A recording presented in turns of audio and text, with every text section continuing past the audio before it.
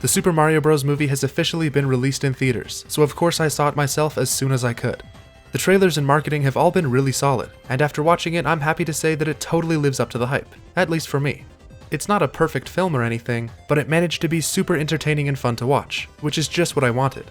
Now I'm going to be getting into lots of specific details and spoilers, so if you haven't seen the movie for yourself yet, you should hold off on watching this video. Most of the fun of this movie is being surprised by everything, so go watch this movie yourself on the biggest screen possible. I think it's definitely worth your time. Plus, if you don't support this movie, we'll never get a Zelda one.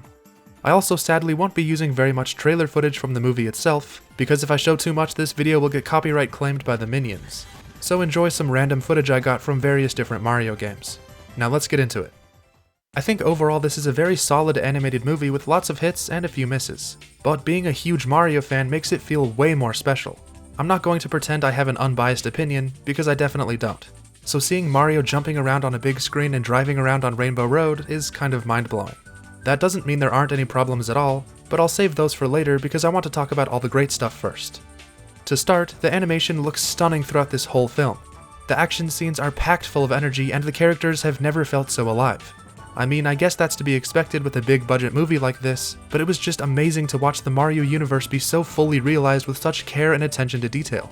The world has a massive sense of scale and adventure, to a level that we haven't really seen before with the Mario series. Seeing the wide sweeping shots of the beautiful landscapes and locations is exactly the sort of stuff I was hoping for, and I'm so glad they went all out with the visuals.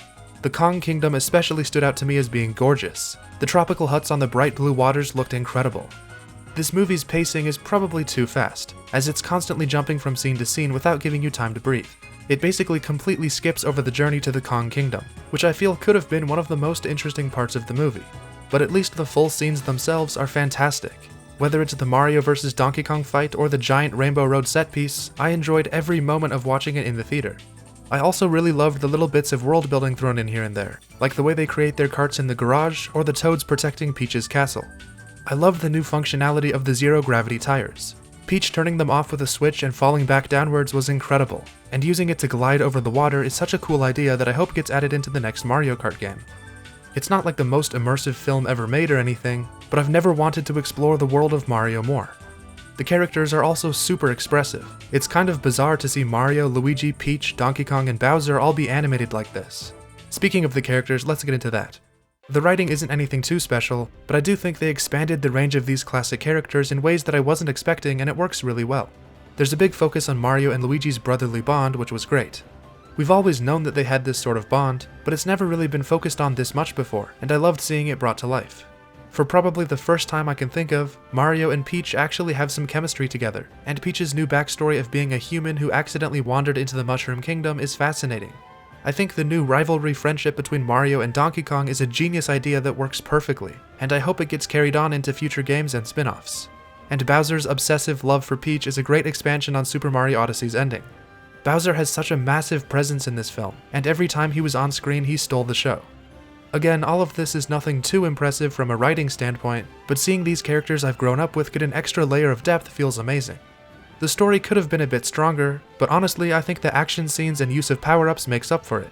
Seeing Peach lighting a campfire with a fire flower, Mario flying around in a Tanuki suit, and Fire DK going absolutely crazy was all awesome. I also like the new implication that Mario is naturally super short, and can only be the same height as Peach with a mushroom. And while I would have loved to see a more unique power-up like the Red Star or something, I still think they included a great selection here.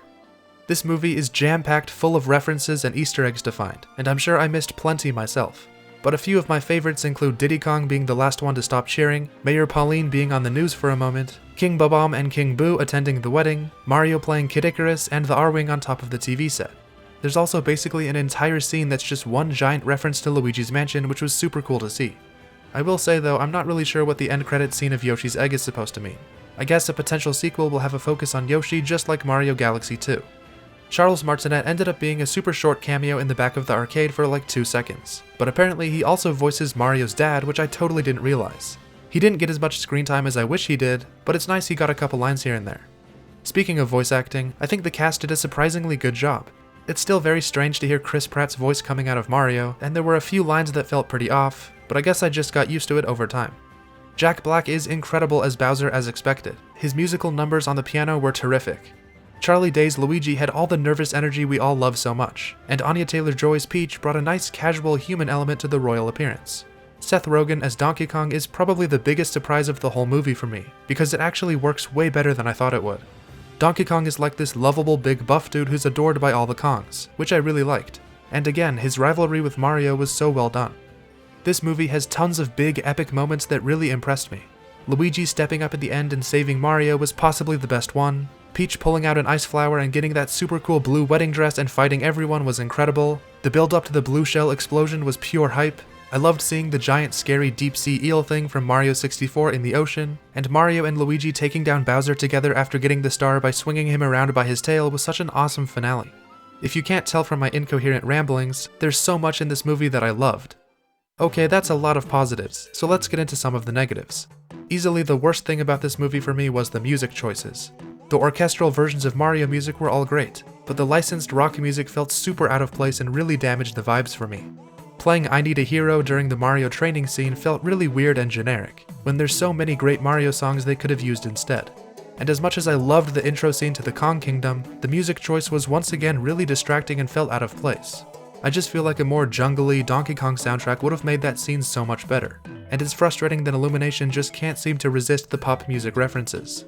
The part at the end credits where Gusty Garden Galaxy started playing was a big moment for me. Hearing such a beautiful rendition of that legendary song in the theaters was amazing, but it did make me a little sad that they didn't use more music like that in the actual movie itself. Not all of the jokes landed for me personally, which I expected. I think it could have been a lot worse, but there were a few jokes here and there that didn't feel very well thought out. The story is pretty predictable. It even borrows pretty heavily from Mario Odyssey's wedding concept. But hey, at least that means we got to see Bowser's stylish white suit. And like I mentioned earlier, the pacing is just way too fast. I appreciate the short runtime, but this movie could have really benefited from a few extra scenes to help flesh out the characters, story, and world.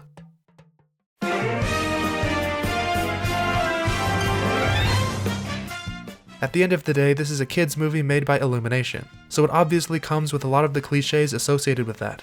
I think it just comes down to how much those things bother you, and for me, I can easily look past all of it to enjoy this movie's many high points. As I sat at the end watching the credits roll, I can confidently say that I felt very happy and satisfied. I know there are lots of mixed opinions about this movie out there, and I can fully understand why someone wouldn't enjoy this movie because it does have a lot of typical animated movie cliches. There are plenty of other animated movies that I love and respect as a film more than the Super Mario Bros. Movie, but that doesn't mean I can't have a whole lot of fun at the theater and enjoy the spectacle. This movie is a big event that will bring Nintendo fans around the world together to celebrate this amazing red plumber we all love so much. And even though it has some problems, it can't be understated just how special this is. I'm probably going to go watch this movie at least one more time in theaters, and honestly, I can't wait to see it again. Be sure to let me know what you thought about this movie in the comments, and let's all hope for a Zelda or Metroid movie next. Thanks for watching guys, and I'll see ya in the next one.